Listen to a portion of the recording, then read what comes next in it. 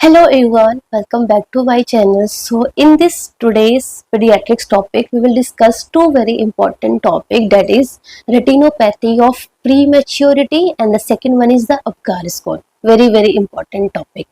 ठीक है. So first हमारा है retinopathy of prematurity. It is also known as Terry syndrome और retrolental fibroplasia.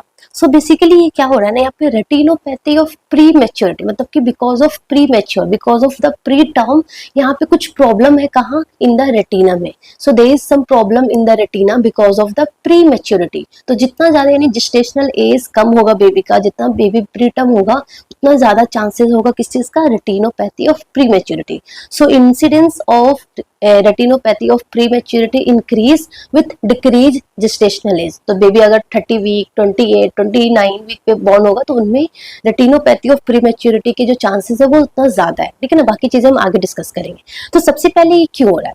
So first answer हमारा है कि यहाँ पे कुछ हाइपोक्सिया हुआ है ना, हाइपोक्सिया हुआ, ब्लड ऑक्सीजन की कमी हुई and because of that there is decrease blood flow to the developing retina. Of course hypoxia होगा, हाइपोक्सिया की वजह से अगर हाइपोक्सिया होगा तो ऑल ओवर बॉडी में कम ब्लड जाएगा, है ना. सो बेसिकली जो हमारे जो बहुत वाइटल्स ऑर्गन है, जैसे कि ब्रेन हो गया, हार्ट हो गया, उसमें तो प्रॉपर जाना चाहिए. उसके अलावा और जैसे हमारे जीआईटी हो गया, हमारा रेटिना हो गया, उसमें थोड़ा ब्लड क्या होगा, ब्लड का कॉम्प्रोमाइज ज्यादा होगा. तो because of that there is decrease blood flow to the developing retina. ये हुआ. अब बेबी जैसे ही बाहर आया तो क्या हुआ, हाइपरऑक्सिया, रिलेटिवली ऑक्सीजन थोड़ा क्या हो गया, ज्यादा हो गया. And because of that there is down regulate vascular endothelial growth factor, जो कि जो रेटिना को डेवलप करने में हेल्प करता है. So there is down regulate of vascular endothelial growth factor, जो कि जो हमारा रेटिना है उसको डेवलप करने में हेल्प करता है, तो उसका डाउन रेगुलेशन हुआ. ठीक है. एंड बिकॉज ऑफ दैट वहां पे ऑक्सीजन अब मिलने लगी है, तो ऑक्सीजन मिलने लगे तो वहां पे न्यू वस्कुलराइजेशन होगा, न्यू ब्लड वेसल्स बनेंगे. बट हमेशा ये याद रखो, जितने भी न्यू ब्लड वेसल्स बनते हैं वो क्या होते हैं, बहुत फ्रेजाइल होते हैं. अब वो बहुत फ्रेजाइल होगा तो क्या होगा, बहुत ज्यादा फ्रेजाइल है तो क्या होगा, ऑफकोर्स हेमरेज हो जाएगा, है ना, हेमरेज हो जाएगा, वहां पे हेमरेज हो जाएगा. हेमरेज होने की वजह से क्या हो जाएगा, there is some retinopathy of prematurity, वहां पे रेटिनल डिटैचमेंट, है ना, रेटिनल में प्रॉब्लम होगा. सो ये हमारा बेसिकली एक मैकेनिज्म होता है. तो सबसे पहले अगर हम risk factor of retinopathy of prematurity की बात करें तो क्या है, एक तो हमारा प्रीटर्म हो गया, है ना. प्रीटर्म में भी जितना ज्यादा प्रीटर्म होगा, जितना उसका जेस्टेशनल एज कम होगा, उतना ज्यादा रिस्क फैक्टर जो है, उतना ज्यादा जो इंसिडेंस है, जो रिस्क है, वो इतना इंक्रीज हो जाएगा. फर्स्ट. सेकेंड है very important, low birth weight में भी जितना बेबी का वेट कम होगा, सपोज लेस देन 1.5 kg, जितना ज्यादा वेट कम होगा उतना ज्यादा risk of retinopathy of prematurity क्या होगा, इंक्रीज हो जाएगा. उसके अलावा अगर हम प्रोलॉन्ग ऑक्सीजन थेरेपी देते हैं, बेबी को बहुत लॉन्ग टर्म से ऑक्सीजन जा रहा है, so because of oxygen toxicity भी क्या हो सकता है, there is retinopathy of prematurity. इसलिए हमेशा जब भी हम प्री टर्म बेबी को ऑक्सीजन देते हैं, सो हमारा टारगेट 99 और 100% नहीं होता है. हमारा जो टारगेट होता है प्री टर्म SpO2 टारगेट कितना होता है, 91 to 93% to prevent the oxygen toxicity. क्योंकि ऑक्सीजन टॉक्सिसिटी होगा तो क्या होगा, there is risk of retinopathy of prematurity increase हो जाएगा. उसके अलावा लाइक शॉक हो गया, सेप्सिस हो गया, ब्लड ट्रांसफ्यूजन हो गया, ये सारे हमारे रिस्क फैक्टर है किसका, ऑफ रेटिनोपैथी ऑफ प्रीमैच्योरिटी का. ठीक है. सो एक क्वेश्चन जो आपको बहुत इंपॉर्टेंटली याद रखना है, this line is very important. एक तो रिस्क फैक्टर आपको समझ में आ गया, ये यहाँ से MCQ आता है. सेकेंड हमारा है कि जितने भी इन्फेंट है अगर वो लेस देन 1.5 kg के है, क्योंकि हमने पढ़ा कि लो बर्थ वेट बेबी जो होता है उसमें जो रिस्क है ऑफ रेटिना ऑफ प्रीमैच्योरिटी का जो रिस्क है वो और इंक्रीज हो जाता है. तो जितने भी बेबी है with less than 1.5 kg weight और जिसका जेस्टेशन लेस देन 32 वीक है, उन सारे बेबी को स्क्रीन करना है for retinopathy of prematurity. So first हमारा तो ये वाला MCQ इंपॉर्टेंट है कि जितने भी बेबी है less than 1.5 kg plus less than 32 week से अगर कम जेस्टेशनल एज का है तो उन सबको हमें स्क्रीन करना है. सेकेंड क्वेश्चन की स्क्रीन कब करना है. सो एक तो या तो हम एट 32 वीक ऑफ जेस्टेशन पे कर सकते हैं या फिर 4 week of postnatal age करेंगे, और विच एवर इज लेटर. तो लेट्स सपोज एक बेबी है वो 30 वीक पे बॉर्न होता है, 30 वीक पे बोर्न हो रहा है, इसका मतलब कि हमें इसको स्क्रीनिंग करनी है फॉर रेटिनोपैथी ऑफ प्रीमैच्योरिटी के लिए, है ना, ऑप्थेल्मोस्कोप एंड ऑल से. तो हम कब करेंगे, 30 वीक पे बोर्न हुआ है तो 32 वीक पे कर सकते हैं या फिर 4 वीक लेटर। 4 वीक लेटर क्या होगा, 34 वीक होगा। तो या तो हम 32 वीक पे कर सकते हैं या फिर हम 34 वीक पे कर सकते हैं। बट उन्होंने क्या बोला कि विच एवर इज लेटर, तो 34 लेटर आ रहा है तो 34 वीक पे करेंगे। This is very very important. Let's suppose एक बेबी है जो 28 वीक पर बॉर्न हुआ है। अब वो 28 वीक पे बॉर्न हुआ है तो एक तो हमें 32 वीक पे करना चाहिए था या फिर 29, 30, 31, 32। तो यहाँ पे भी 32 आ रहा है, सो हम 32 वीक पे कर लेंगे। लेट्स सपोज एक बेबी है वो 27 वीक ऑफ जेस्टेशन पे बॉर्न हुआ है। ये एमसीक्यू इस तरीके से आता है इसलिए मैं बता रही हूँ आपको। 27 वीक पे बॉर्न हुआ है तो या तो हम 32 वीक पे करेंगे या फिर 4 वीक लेटर। तो 4 वीक लेटर क्या आ रहा है, 28, 29, 30, 31। सो 4 वीक लेटर क्या आ रहा है, 31 वीक पे आ रहा है। बट उन्होंने क्या बोला कि विच एवर इज लेटर, तो लेटर कौन सा है, 32 वीक पे है, तो हम 32 वीक पे करेंगे। So this is very important कि हमें बेबी को स्क्रीन करना है एट 32 वीक ऑफ जेस्टेशन और 4 week of postnatal age और विच एवर इज लेटर। जो लेटर होगा वो उस टाइम हमें बेबी को स्क्रीन करना है for retinopathy of pre maturity. I hope आपको ये वाला लाइन समझ में आया होगा, ठीक है ना। This is very very important line, ठीक है। अब ट्रीटमेंट क्या होता है हमारा रेटिनोपैथी ऑफ प्री मैच्योरिटी का, तो या तो हम लेजर से उस एरिया को ऑक्लूड कर सकते हैं। सो लेजर फोटो कोएगुलेशन होता है, this is most commonly use, ठीक है। उसके अलावा क्रायोथेरेपी उतना ज्यादा यूज नहीं करते हैं, या फिर अगर रेटिनल डिटैचमेंट हो रहा है ना, क्योंकि रेटिनोपैथी ऑफ प्री मैच्योरिटी की वजह से रेटिनल डिटैचमेंट हो सकता है और इवन ब्लाइंडनेस भी हो सकता है लाइफ टाइम के लिए, है ना। सो ब्लाइंडनेस हो सकता है, इसको हमें प्रिवेंट करने के लिए हमें विट्रेक्टोमी सर्जरी भी कर सकते हैं, है ना। सो बेसिकली हम रेटिनोपैथी ऑफ प्री मैच्योरिटी के बेबी को क्यों स्क्रीन कर रहे हैं, टू प्रिवेंट ब्लाइंडनेस, क्योंकि रेटिनोपैथी ऑफ प्री मैच्योरिटी की वजह से रेटिनल डिटैचमेंट हो सकता है एंड लॉन्ग टर्म में कॉम्प्लिकेशन में क्या हो सकता है, बेबी ब्लाइंड रह सकता है ना। सो ब्लाइंड को प्रिवेंट करने के लिए हम सारे बेबी को, जितने भी प्री मैच्योर बेबी है, लो बर्थ वेट बेबी है, उसको हम स्क्रीन कर रहे हैं, वेरी वेरी इंपॉर्टेंट, ठीक है। उसके अलावा अगर आपको ट्रीटमेंट में कोई ड्रग पूछे तो ड्रग क्या है, एंटी VEGF थेरेपी होती है जो हम इंट्राविट्रस है ना, सो विट्रस के अंदर इंजेक्शन डालते हैं एंड उस एंटी VEGF का नाम है विवेसिजुमैब। सो ये ड्रग का नाम आपको याद रखना है, ठीक है। सो ये हमारा कुछ इंपॉर्टेंट पॉइंट था regarding retinopathy of prematurity. So आपको ये सारे पॉइंट्स आपको याद करने हैं, ठीक है ना। उसके बाद हमारा सेकेंड मोस्ट इंपॉर्टेंट टॉपिक है डेट इज अबगार स्कोर। तो हम पहले अबगार स्कोर के बारे में पढ़ेंगे, उसके बाद हम इससे रिलेटेड 2-3 MCQ करेंगे, सो डेट आपको समझ में आएगा कि एग्जाम में किस तरीके से MCQ आता है फ्रॉम दिस टॉपिक, ठीक है। सो अबगार स्कोर क्या है, this is the clinical assessment of new born. Very very important, हमने बहुत सारे स्कोर पढ़ा। हमने सबसे पहले बलार्ड स्कोर पढ़ा था, अगर आपने मेरी क्लासेस स्टार्टिंग से ली होगी तो आपको पता चल रहा होगा। हमने सबसे पहले ब्लाड स्कोर पढ़ा था, एक्सपेंडेड न्यू ब्लाड स्कोर, जो कि बेसिकली हम कब करते हैं, for assess the gestational maturity.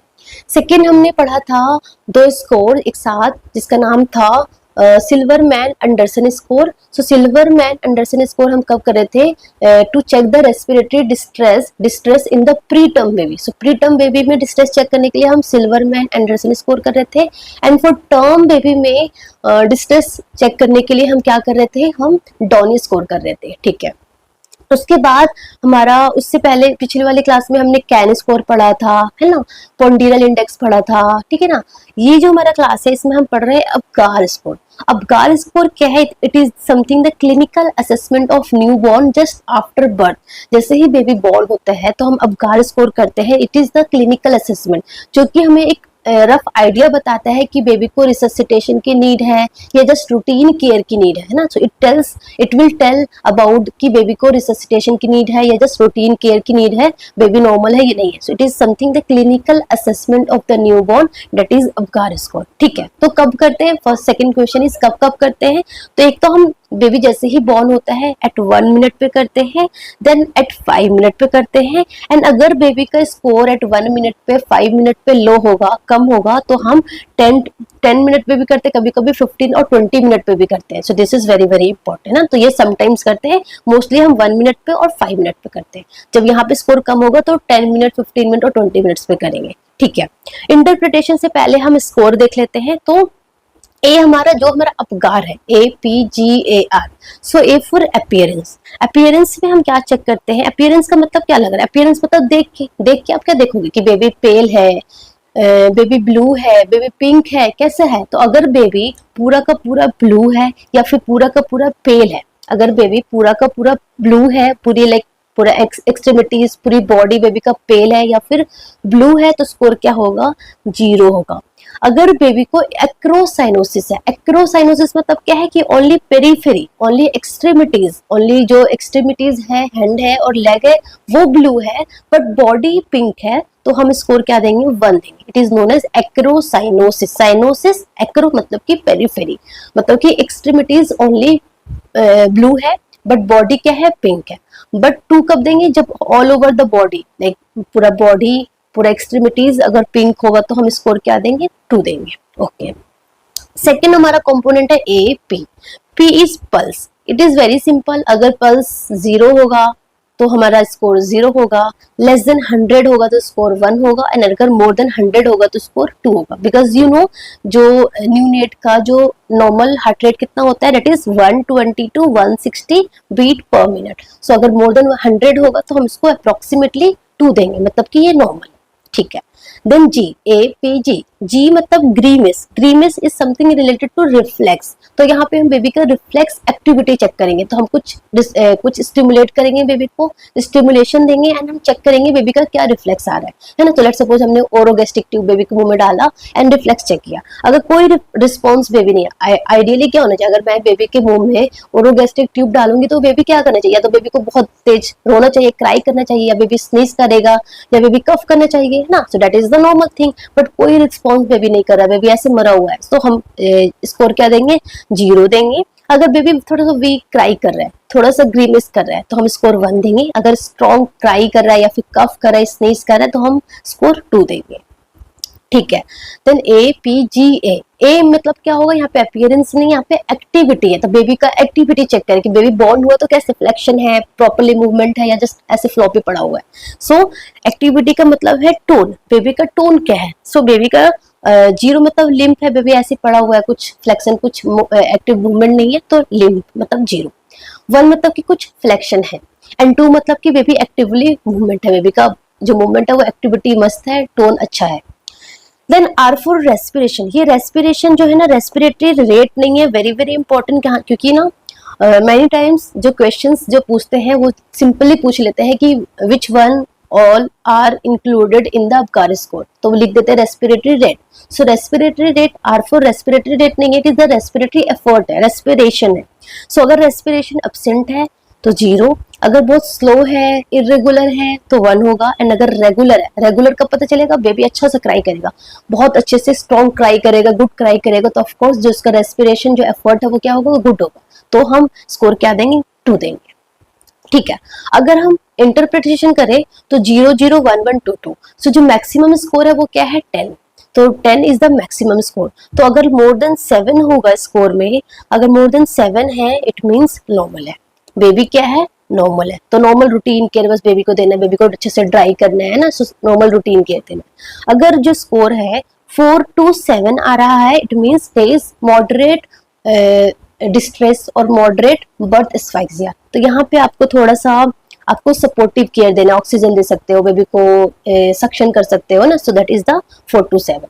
अगर स्कोर 0 to 3 है, that means it is something the severe distress, severe birth asphyxia, and यहाँ पे आपको इमीडिएटली क्या करना है, you have to immediately resuscitate, आपको इमीडिएटली बेबी को रिससिटेट करना है, क्योंकि यहाँ पे बेबी एकदम मरा हुआ है समझो, तो यहाँ पे आपको इमीडिएटली आपको वेंटिलेटर एंड ऑल की अरेंजमेंट करनी होगी।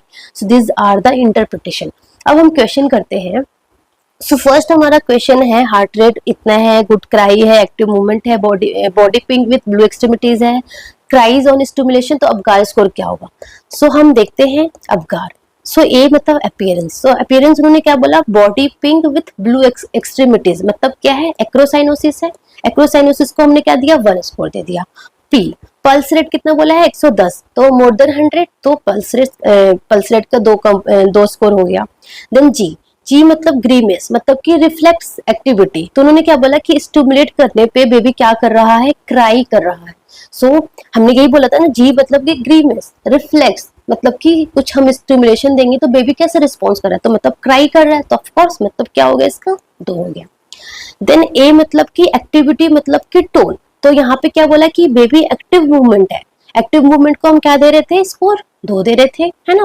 And then R for respiration, so क्या है, गुड क्राई है, रेस्पिरेशन गुड क्राई, तो रेस्पिरेशन क्या है, एफर्ट क्या है, एकदम गुड होगा, 2 होगा, सो 2 हो गया। तो स्कोर क्या हो गया, 2, 4, 6, 8 एंड 9, तो 9 है, मतलब कि बेबी क्या है, एकदम एब्सोल्युटली नॉर्मल है। You have to just give the routine care, ठीक है। Coming to the second question, so second question उन्होंने क्या बोला है कि baby is born limp with no respiration, heart rate 80, weak grimace, cyanosed body and minimal flexion करते हैं। So A appearance क्या है, that is cyanosed baby है, तो 0 हो गया। P pulse rate कितना है, 80 है, तो less than 100, तो 1 हो गया।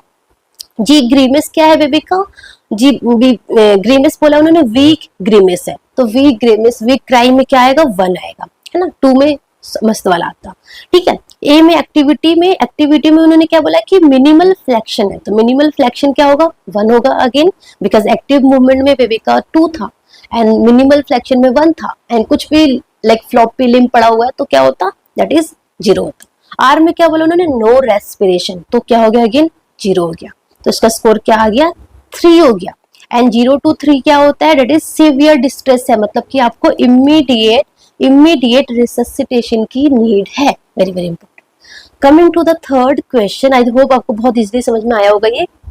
सो थर्ड क्वेश्चन उन्होंने क्या बोला है कि preterm baby is delivered by emergency caesarean section due to fetal distress, तो बेबी को फीटल डिस्ट्रेस हो रहा था and because of that LSCS करके, इमरजेंसी एलएससीएस करके फटाफट बेबी को बाहर निकाला, ठीक है। At 1 minutes after birth the newborn shows body is pink but hand and feet are blue, so हम करते हैं APGAR। सो उन्होंने क्या बोला, body is pink but hands and feet are blue, that is acrocyanosis, तो A 1 हो गया। हार्ट रेट 90 है, तो लेस देन 100 है, तो 1 हो गया। Then weak irregular respiration with feeble cry, weak irregular respiration with weak cry, इसका मतलब रेस्पिरेशन भी क्या है, 1 है, ठीक है। मिनिमल फ्लेक्शन ऑफ एक्सट्रीमिटीज, तो एक्टिविटी क्या है, वो भी 1 है। आई थिंक आपको समझ में आ रहा होगा ना, मुझे लाइक पूरा ऐसे इलेबोरेट करने की नीड नहीं है। ग्रीमेस ऑन सक्शनिंग, तो सक्शनिंग इज द स्टिमुलेशन, तो स्टिमुलेट किया, सक्शनिंग किया, तो क्या हो रहा है, ग्रीमेस हो रहा है, ग्रीमेस हो रहा है, तो ये भी स्कोर क्या होगा, 1 होगा, ठीक है। सो क्वेश्चन क्या है, कैलकुलेट द अबगार स्कोर, तो क्या हो गया 2, 3, 4, 5, तो अबगार स्कोर क्या आया, 5 आया। What immediate management is required? So that is the score क्या है, बिटवीन 4 to 7 के बीच में, मतलब कि मॉडरेट एस्फिक्सिया है, मॉडरेट डिस्ट्रेस हो रहा है, तो यहाँ पे आपको थोड़ा सा सपोर्टिव केयर देने की जरूरत है। आप यहाँ पे बेबी को अगर सिक्रीशन है तो सक्शन कर सकते हो, ऑक्सीजन दे सकते हो, है ना, स्टिमुलेट कर सकते हो। सो यहाँ पे आपको सपोर्टिव केयर देना है, एंड अगर आपने 5th मिनट पे किया, 5th मिनट पे किया तो इससे कम अगर आ रहा है तो आपको इमीडिएट रिससिटेशन की नीड होगी, एंड अगर लाइक 8 आ गया, 7 आ गया, तो मतलब नॉर्मल आप केयर देते रहो, है ना। सो इस तरीके से आपको एग्जाम में क्वेश्चन पूछेंगे। सो आई होप आपको ये टॉपिक बहुत अच्छे से समझ में आया होगा। That is the 2 very very important topic, that is the retinopathy of pre maturity and the second one is the Apgar score, very simple and with हमने क्वेश्चन के साथ डिस्कस कर लिया, तो आपको क्वेश्चंस भी समझ में आ गया कि इस तरीके से क्वेश्चंस आता है, ठीक है। So that's all about today, thank you so much, all the best.